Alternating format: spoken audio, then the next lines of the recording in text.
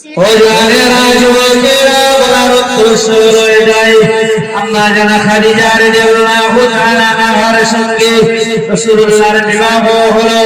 আল্লাহ রাসূল তিনি কোরআনে কারীম তিনি কোরআনের জন্য আল্লাহ রাসূল আল্লাহর হাবিব তিনি যখন মক্কার মাটিতে জন্মলাভ করলেন, রাসূলুল্লাহ তিনি মদিনা মক্কাতুল মুকাররমাতে তিনি যখন বললেন আখিরি জামানার নবী, আমি হলাম আখিরি জামানার নবী, আমি আখিরি জামানার নবী সাইয়্যিদুল মুরসালিন, আমি হলাম রাহমাতুল লিল আলামিন, তোমরা আমাকে আখিরি জামানার নবী বলে মেনে নাও, আখিরি জামানার রাসূল বলে মেনে নাও।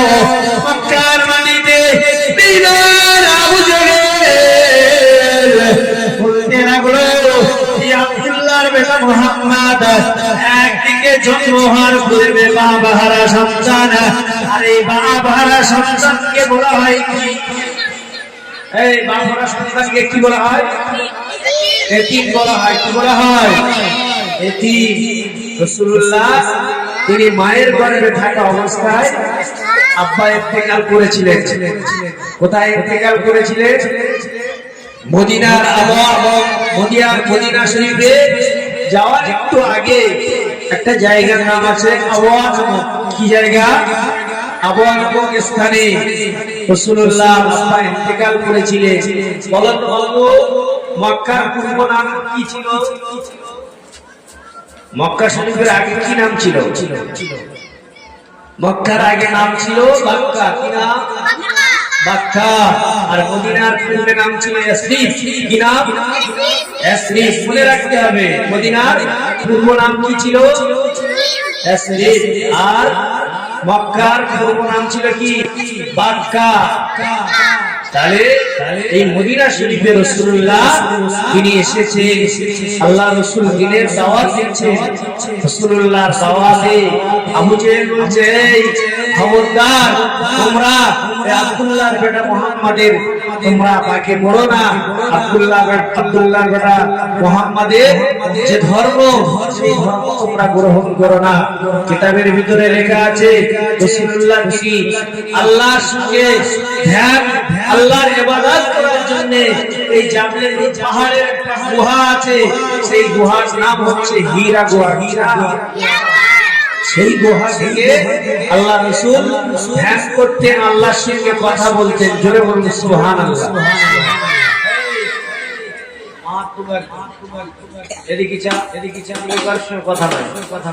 তাহলে আল্লাহর সঙ্গে কথা বলতে কোন জায়গায়? হীরা গুহা, যার নাম হলো জাবলে নূর পাহাড়।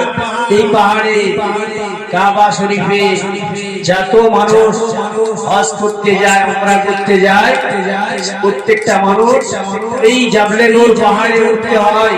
ওই পাহাড়ে উঠতে গেলে 5 ঘন্টা সময় লাগে। 6 ঘন্টা?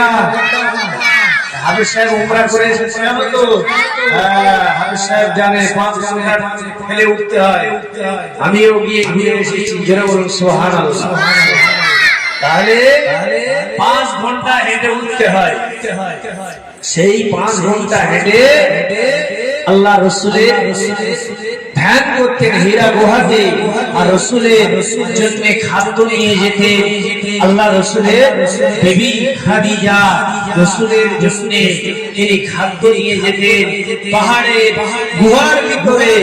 আল্লাহর কসম করে বলি, যে গুহায় রাসূল ধ্যান করতেন সেই গুহাতে আমি নিজে চামড়া চোখে সে জায়গায় গিয়ে নামাজ আদায় করেছি।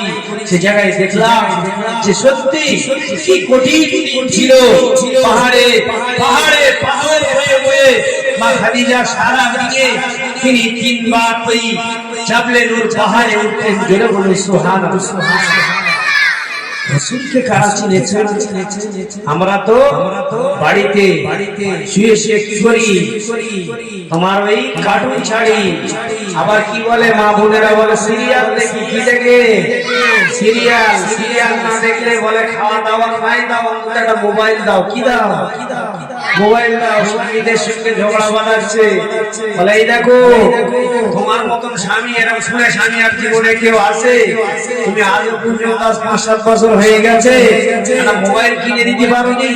হ্যাঁ, তোমার কাছে মোবাইল চাইছি আর তুমি ক্যাম ক্যাম ক্যাম কেন মোবাইলের কথা বলো কেন? মোবাইলের কথা বলি তোমার তো খুব রাগ।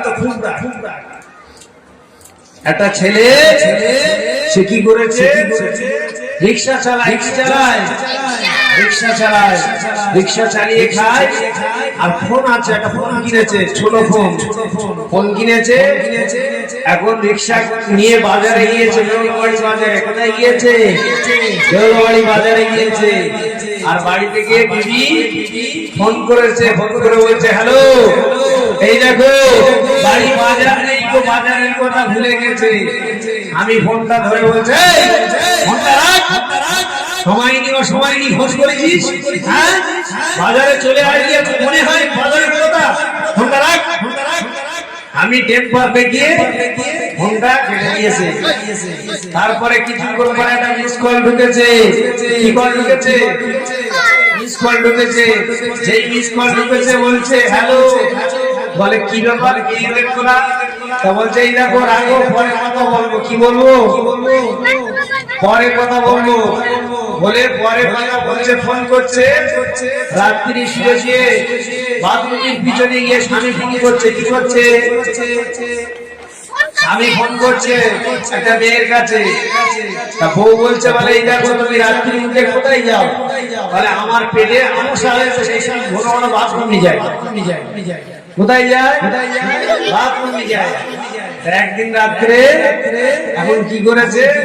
ফোন নিয়ে বাইরে গিয়েছে, গিয়ে তালতলায় গিয়ে বসে এখন অন্য মেয়ের সঙ্গে স্বামী গল্প করছে।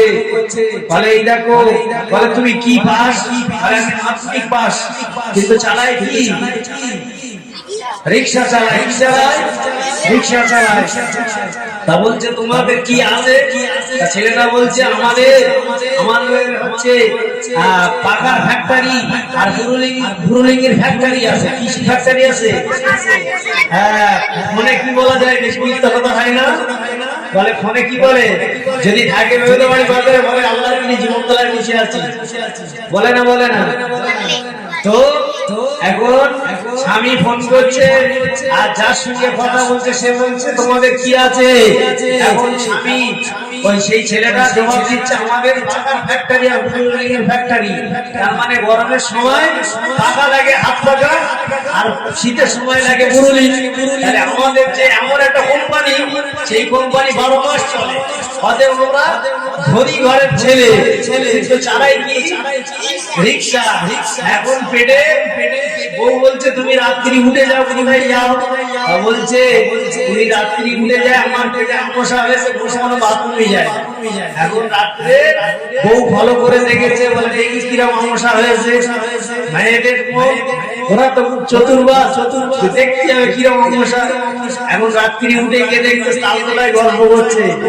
এখন যেই গল্প করছে পিছন দিক দিয়ে গিয়ে আর এই দেখো, তুমি জীবনে মঞ্চ থেকে ফিরে উঠতে পারলে না, তুমি ভ্যান চালিয়ে খাওয়া, তোমার বাপের বুরুলিঙ্গিরা পাকার ফ্যাক্টরি আছে, আর সকাল হোক অবস্থা হচ্ছে, তুমি এই বলছো যে তোমার পেটের লোক।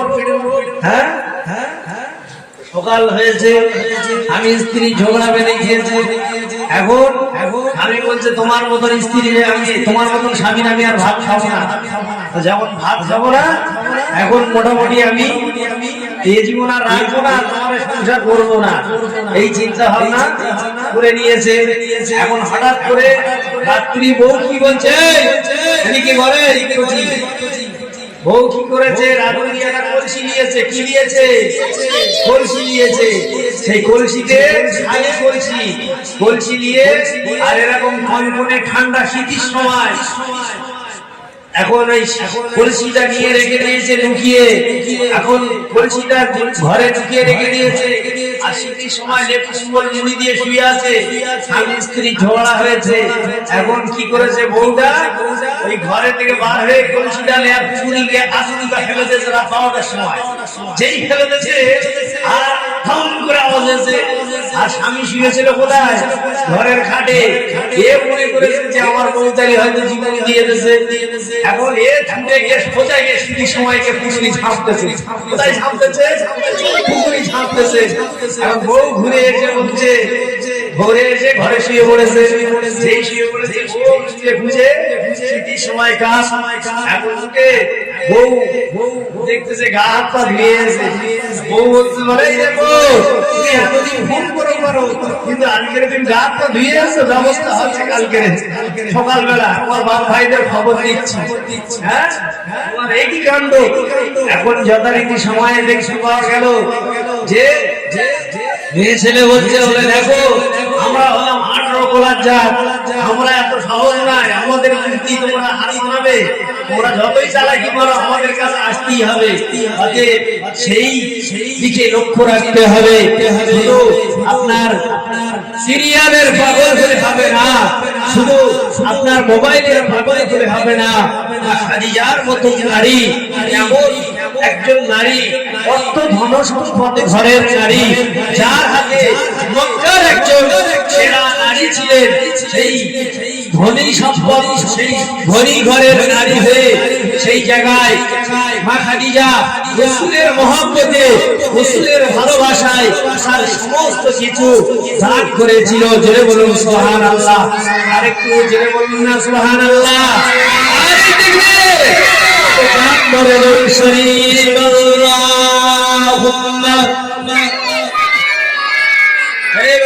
জোরে পড়, জোরে পড়।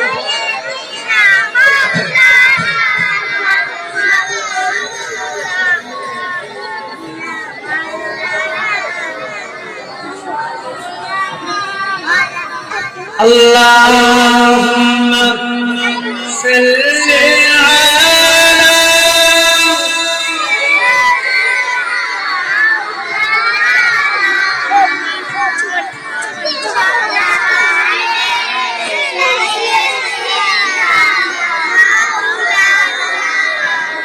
আমার নবী নূরের ছবি, ফিরে নাই কো তুলনা, তুলনা তো দূরের কথা, ছায়া মেলে না। আল্লাহুম্মা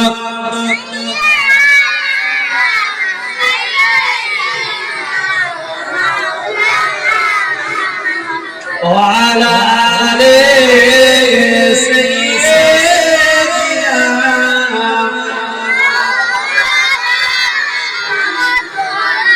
مولا الحمد لله। তাহলে রাসূলের ভালোবাসা আমাদের ভিতরে গ্রহণ করতে হবে। রাসূলকে কেমন মহব্বত করেছিল হযরত আবু বকর, ওমর, উসমান, আলীর মতো সাহাবীরা যারা রাসূলকে ভালোবেসেছিল। হযরত উসমান গনি তিনি এত ধন সম্পদ ব্যক্তি ছিল। হযরত উসমান গনি বলতেন আল্লাহর রাসূলের সাহাবী হযরত উসমান গনি কবরের ধার থেকে যেতেন, আর কবর দেখলে কালকে কবরের কথা মনে করতে হবে। কবরের ভয় যদি না আসে, মরণের ভয় যদি না আসে, তাহলে আমরা কখনো আমরা নাজাত পেতে পারবো না। রাসূলুল্লাহর ইত্তেবা, রাসূলুল্লাহর ভালোবাসা করতেই হবে।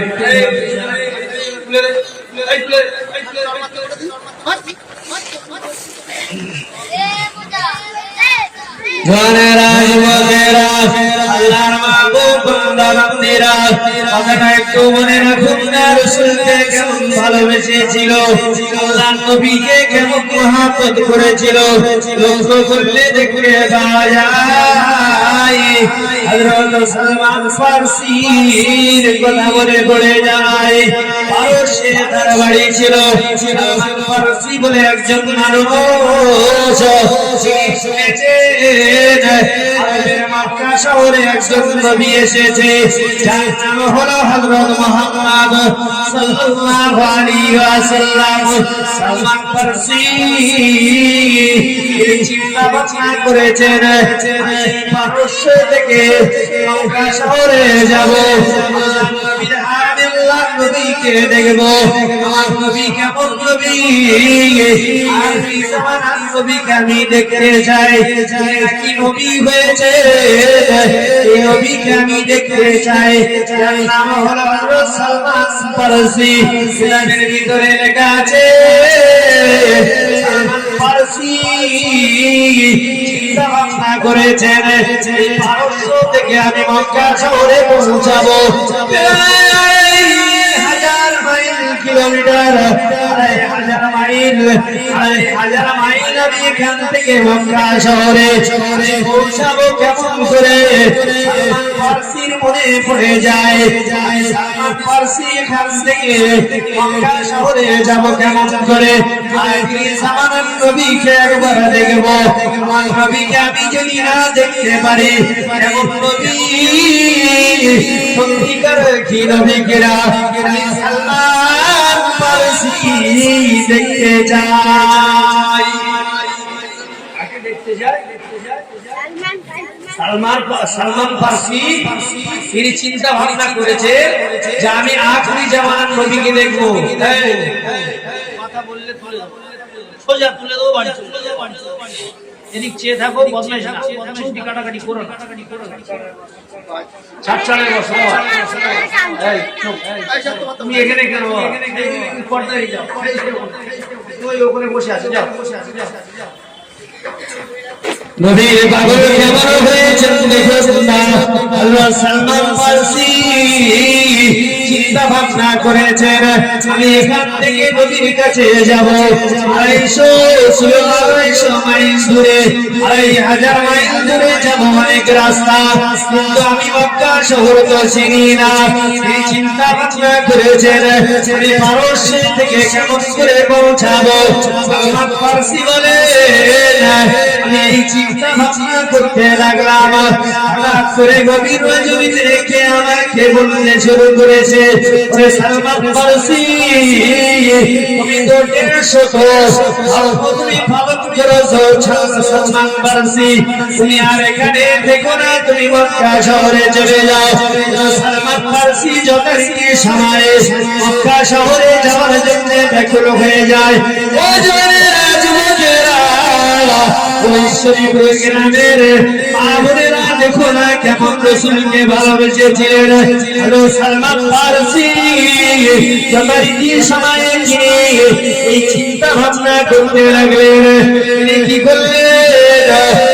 সামনে সিরিয়াতে মক্কা শহরের মানুষেরা অনেক ব্যবসার জন্য তারা যেতেন। সিরিয়াতে তারা খেজুরের ব্যবসা করতেন, তারা শাম সিরিয়াতে এসে ব্যবসা করতেন। সালমান ফারসি বলেন আমি শামি সিরিয়াতে চলে যাই, আমি ওই দামেস্কের একটা জায়গা আছে, জায়গাটার নাম হলো সিরিয়া, দামেস্কের মধ্যে অবস্থিত। ওই সিরিয়ায় গিয়ে দেখলাম মক্কা শরীফের লোকেরা তারা ব্যবসা করতে এসেছে। সালমান ফারসি গিয়ে মানুষদেরকে ডেকে বললেন, মক্কার মানুষেরা তোমরা শোনো না, সালমান আমি এখান থেকে মক্কা শরীফে যাব, মক্কা শরীফে যাব, তোমরা কি আমাকে নিয়ে যাবে? তোমাদের মক্কা শহরেতে একজন আখেরি জামানার নবী নাকি এসেছে।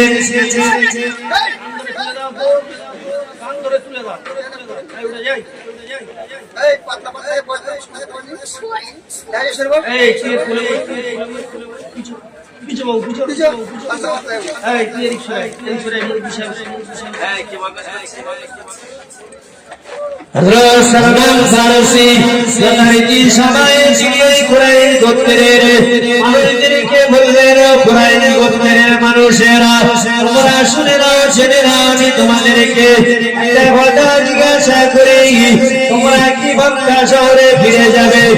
সালমান ফারসি যথারীতি সময়ে এই কথা জিজ্ঞাসা করার পরে মতো অবস্থায় কুরাইশ গোত্রের মানুষেরা এক বাক্যে বলল, সালমান তুমি কি মক্কা শহরে যেতে চাও? এই সময় কিতাবের ভিতরে লেখা আছে। সালমান ফারসি বললেন, ও কুরাইশ গোত্রের মানুষেরা তোমরা ফিরে যাবে, সালমান তোমাদেরকে আমি তোমাদের সঙ্গে মক্কা শহরে যাব, আখিরি জামানার নবীকে আমি দেখতে যাব।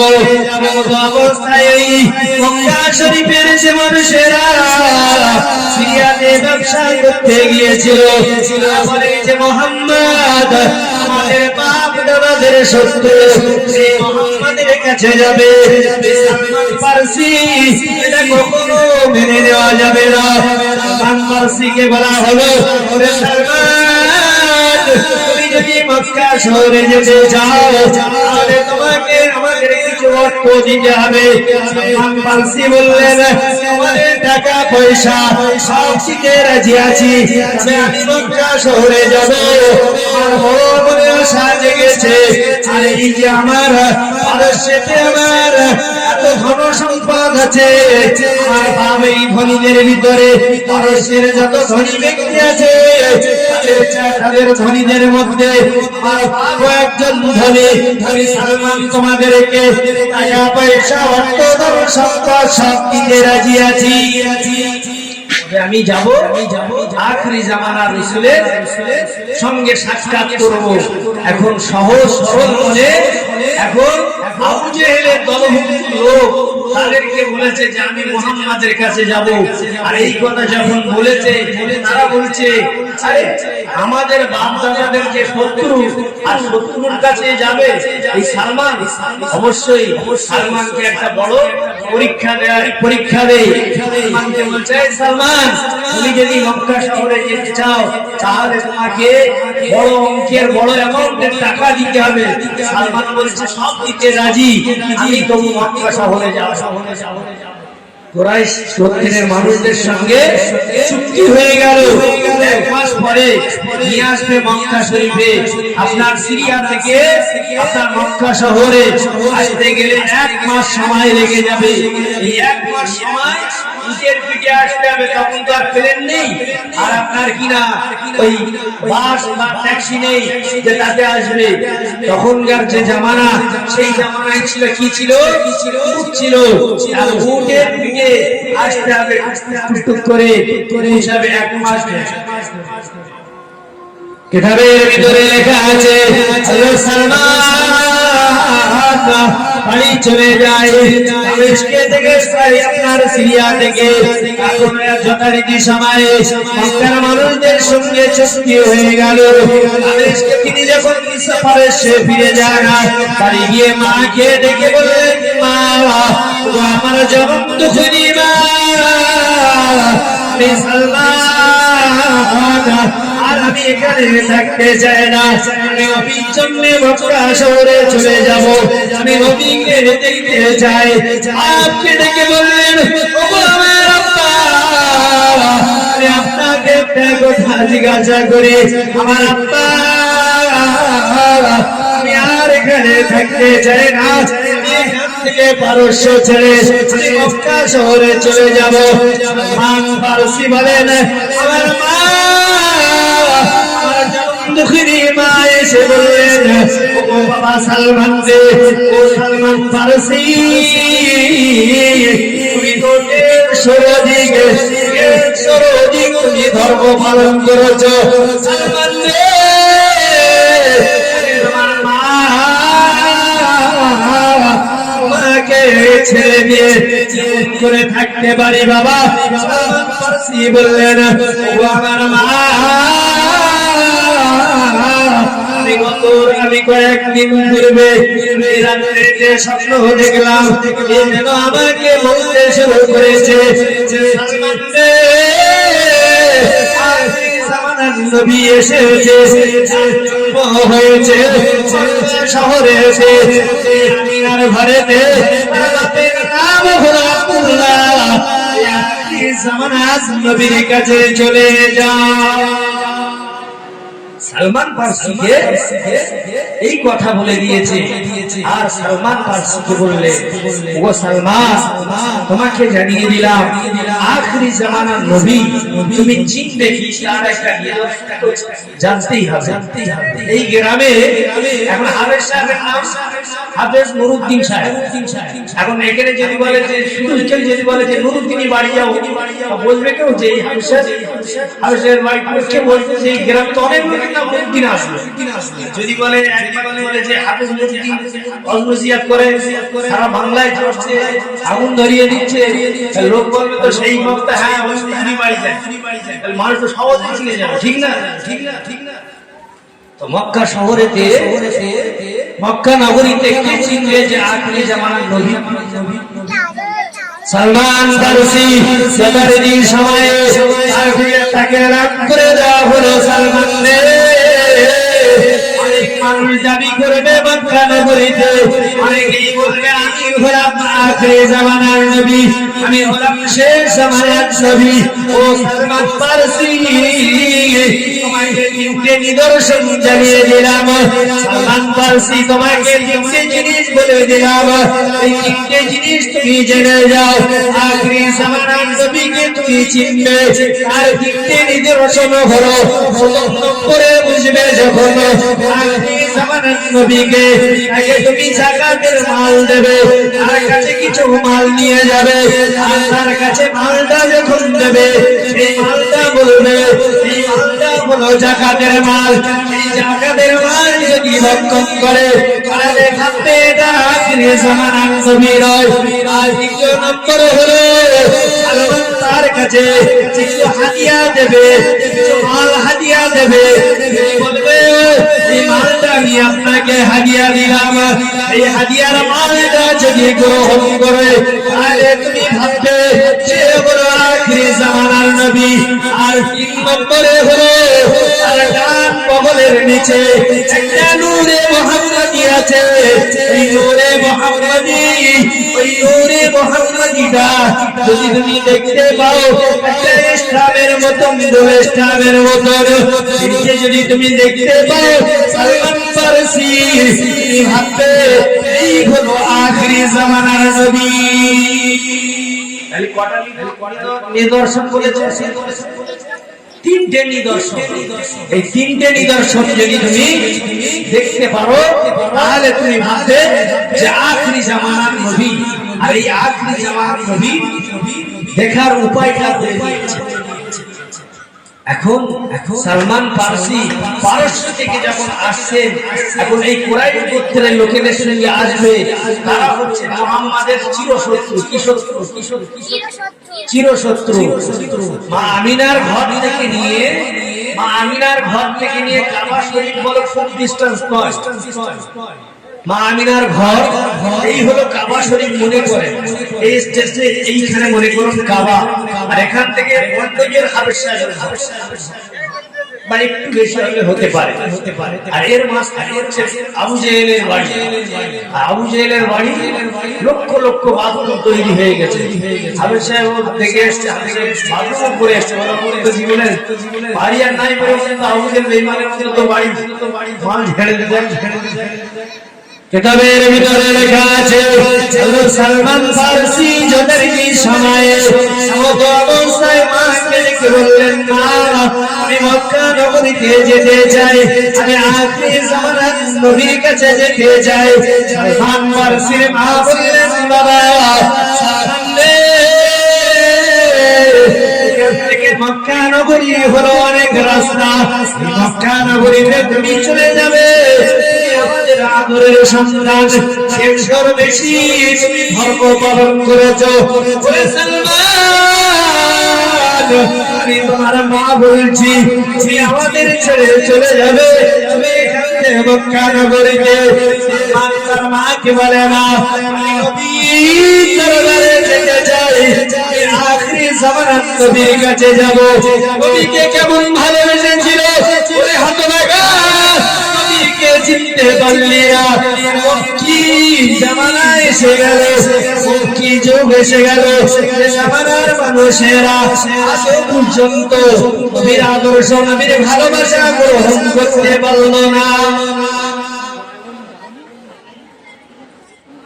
নবীর ভালোবাসা, নবীর আদর্শ আমরা গ্রহণ করতে পারি না। আমরা শুধু বলি নবীর উম্মত, কার উম্মত? আমরা বলি নবীর উম্মত।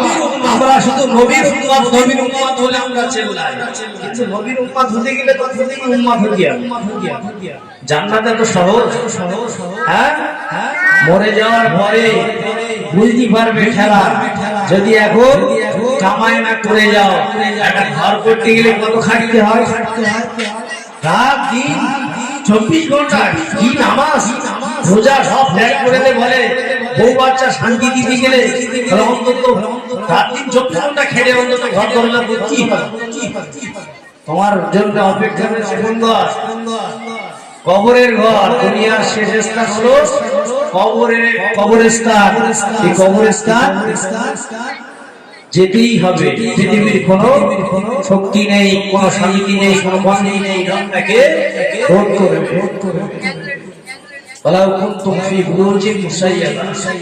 আল্লাহ পাক কোরআন শরীফে পরিষ্কার বললেন, পৃথিবীর যে প্রান্তরেই থাকেন না কেন আল্লাহ আপনার মৃত্যু বরণ করবেই, কোনো শক্তি নেই।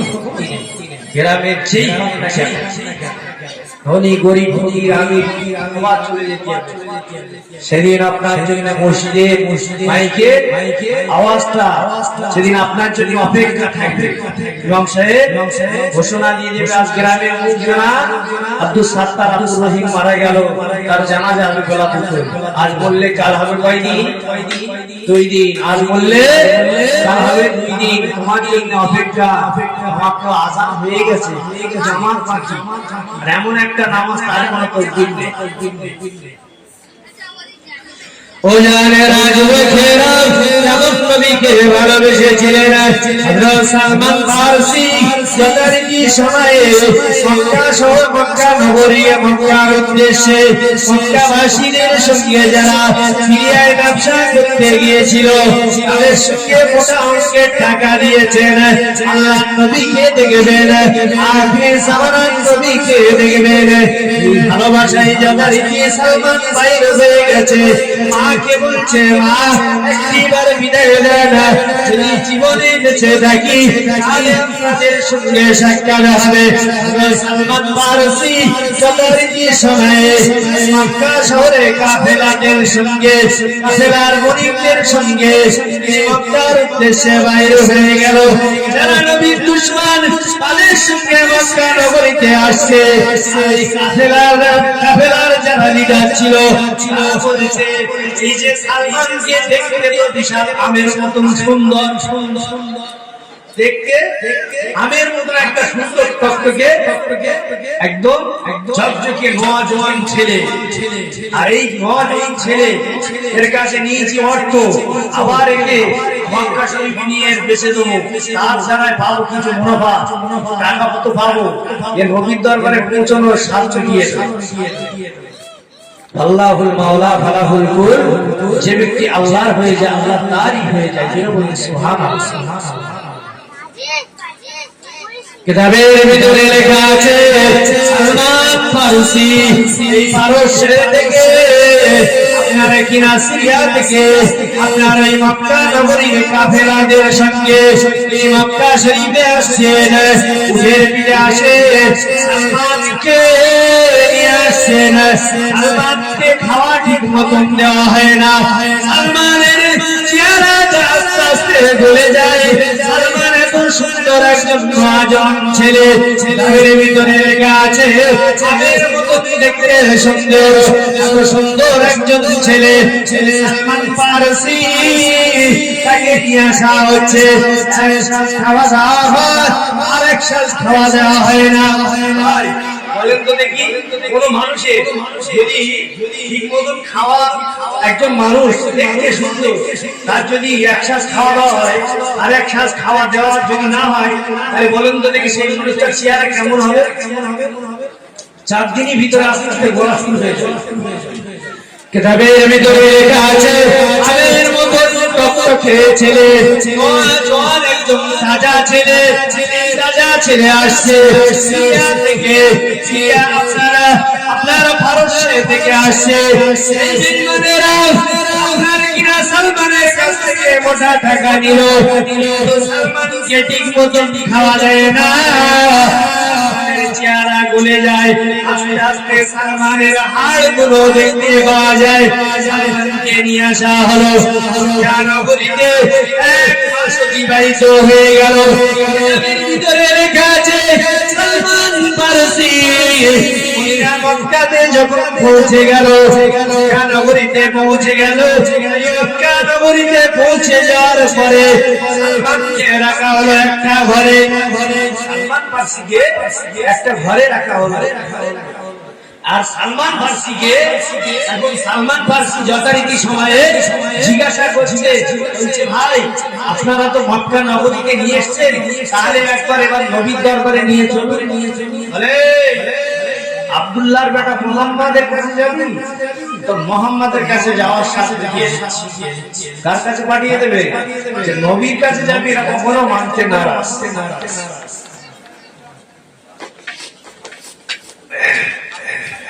তো নবীর কাছে না যেতে দেবে না বলে সালমানকে কি করলো, সেই যে আপনার সিরিয়ায় ব্যবসা করতে গিয়েছিল আপনার কাফেলা বণিকেরা, আপনার বেঈমানদের যারা বেঈমান ভুক্ত,